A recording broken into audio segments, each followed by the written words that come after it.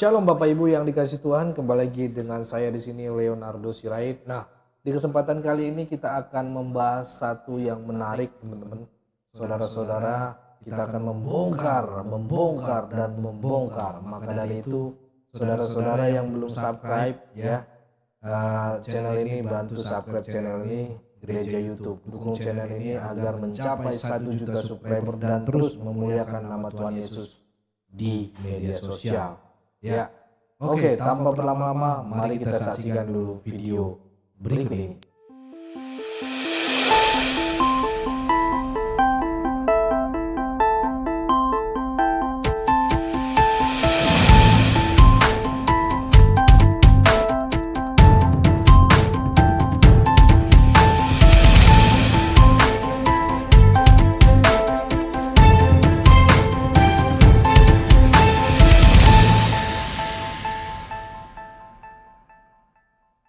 Ya, teman-teman, di kesempatan kali ini kita akan membahas dan mereaction video ini sangat menarik. Kita dengarkan dulu ya.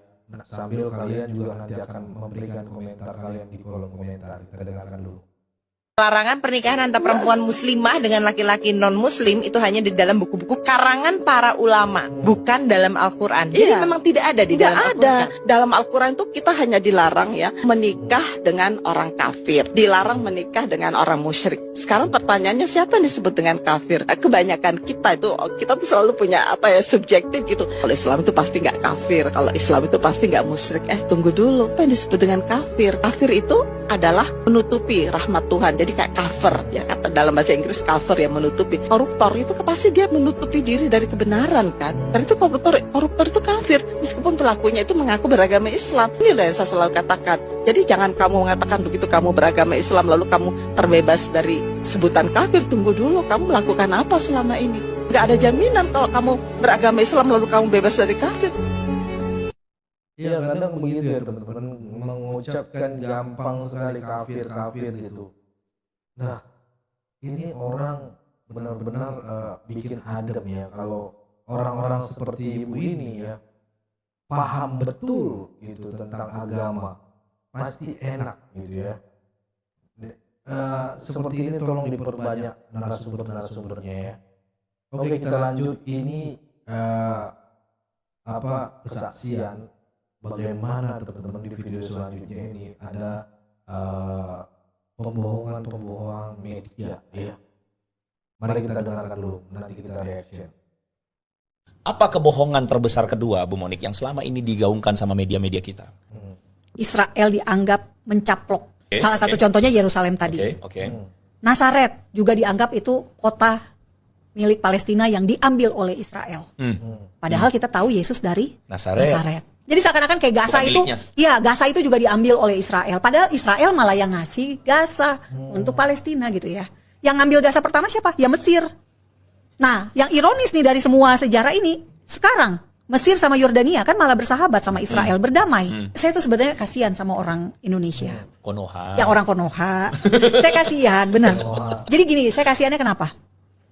Kalian itu Bapak Ibu yang terhormat, seperti dibutahkan oleh sesuatu yang tidak benar gitu loh. Ya udah ngomong to the point aja, dibutahkan kebencian. Iya, jadi dibutahkan oleh sesuatu yang kebencian yang tidak mendasar. Nah, ini benar nih. Banyak kebencian yang tidak mendasar gitu ya. Akhirnya begitu adu domba gitu ya, menjatuhkan diskriminasi ke agama tertentu gitu ya. Ini yang jelek teman-teman, ini harus diubah, benar kata ibu ini ya.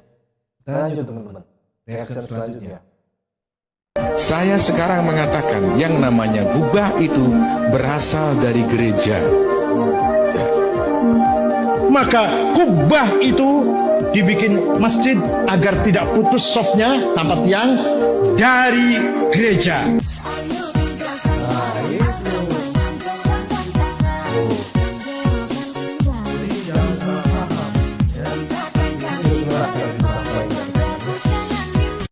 Ya, jangan salah paham kalau memang kenyataan itu ya. Kubah itu dibuat dari tiang gereja. Nanti dibilang menista lagi. Itu yang bilang itu berdengkot itu ya.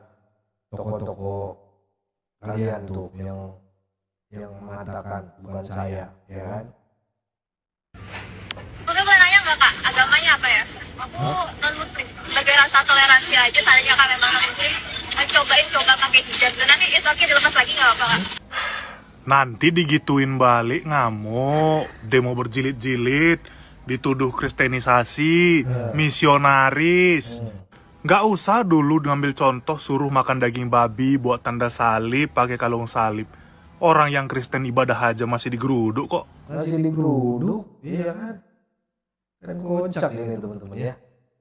Ya, masa dibikin konten mau cobain pakai jilbab, ya kan? Kalau dibalikin nanti dibilang penista. Kan kocak itu kontennya. Untuk kupret, ya kan? Lanjut teman-teman.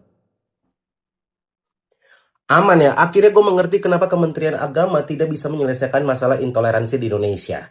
Gimana mau nyelesain masalah intoleransi di Indonesia kalau karyawannya ternyata teroris? Ternyata karyawannya teroris. Oh, ini penyebabnya ya. Ya. Kemenak ini nggak bisa menyelesaikan gereja-gereja yang dibubarin dan sebagainya ya. Karena ini, Jadi kalau saya ditanya, kapan Tuhan Yesusmu mendeklarasikan dirinya sebagai Tuhan yang menjawab doa? Saya bilang, Matius pasal 5. Hei orang Israel, kamu 6 abad berteriak, kami orang miskin, aku orang miskin Tuhan. Hineni heani mimaas. Terus kemudian Tuhan Yesus sebagai Allah yang menjawab doa, hei kamu orang miskin, kamu adalah yang punya kerajaan Allah. Orang boleh berbangga bisa menghafal isi kitab suci. Tapi orang Ibrani bukan cuma menghafal isi kitab suci. Mereka menghitung huruf-hurufnya. Saya ingin orang kalau lihat saya, melihat Yesus sebagai orang timur. Oh, nice. Yes. Bagaimanapun Yesus itu lahir sebagai orang Yahudi.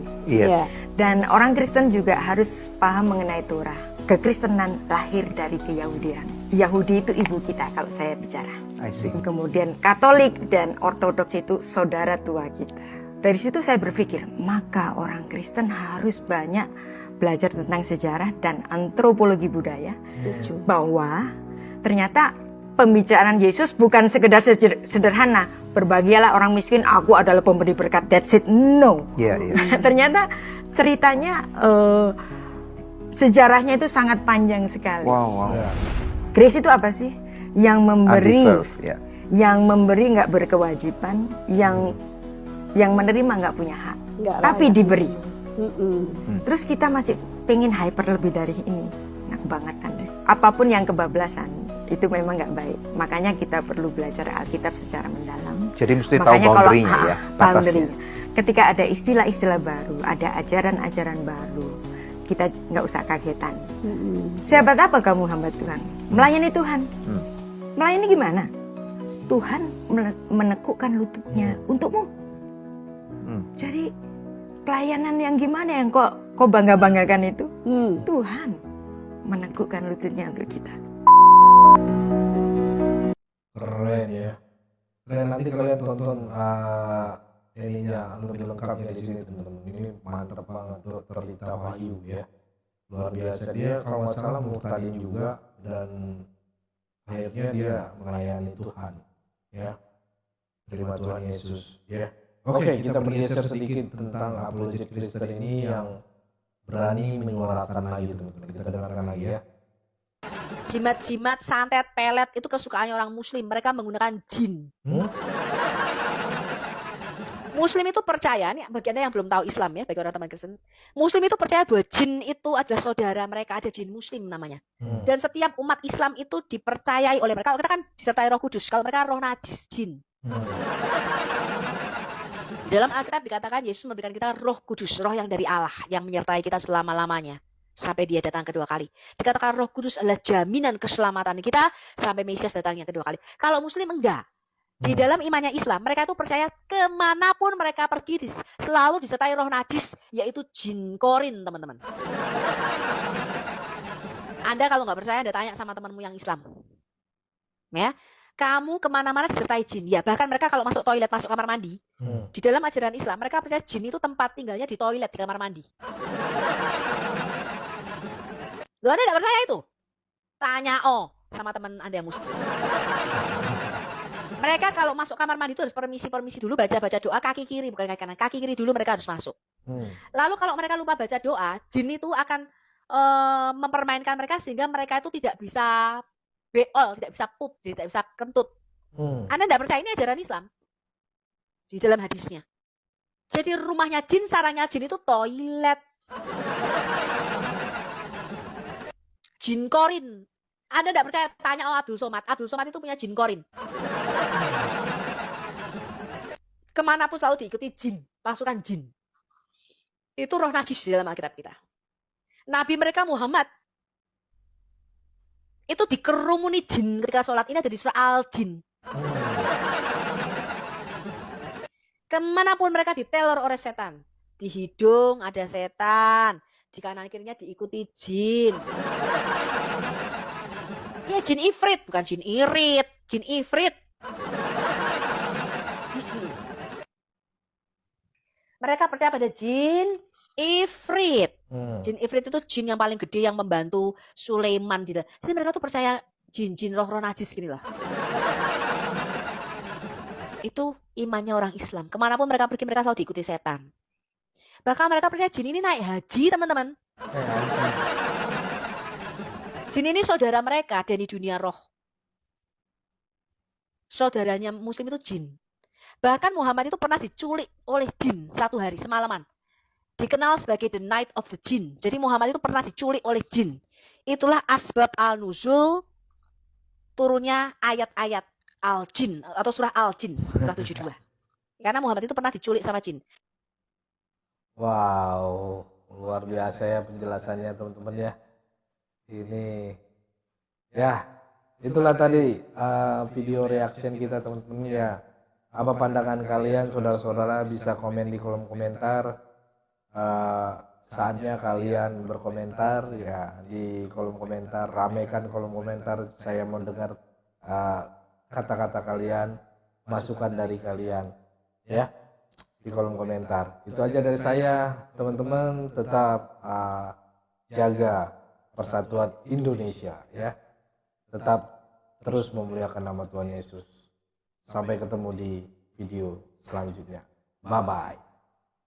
Shalom saudara gereja YouTube, saudara yang mau mendukung pelayanan misi kami untuk penginjilan generasi muda, Forum Komunikasi Pelayanan Penginjil Indonesia, bisa melalui Bank BRI 042 1010 048 70560 atas nama singkatan Generasi Muda FKPPI.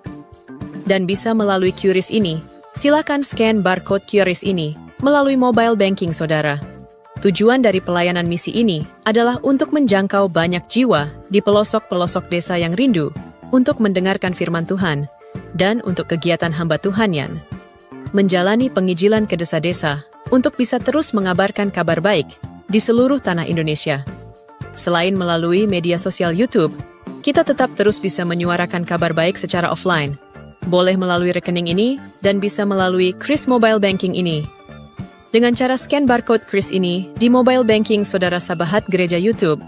Dan untuk mendukung di rumah pelayanan yayasan kami, bisa mendukung melalui rekening yayasan atas nama Yayasan Cipta Pelita Kasih di Bank Rakyat Indonesia atau BRI. Dan bisa melalui QRIS ini, silakan scan barcode QRIS ini melalui mobile banking saudara. Dukung pelayanan kami di semua sektor. Dengan ini sebagaimana untuk membiayai tempat tinggal yayasan, listrik, air, dan juga peralatan pengajaran pendalaman Alkitab dan Murtadin. Seberapapun itu sangat berguna bagi pelayanan gereja YouTube, biarlah terus kita hidup dan berdampak menyuarakan dan memuliakan nama Tuhan Yesus, dan pastinya malaikat sorga bersorak-sorai karena banyak yang mengaku bahwa Yesus adalah Juru Selamat. Terima kasih Tuhan Yesus, memberkati saudara, gereja YouTube semua.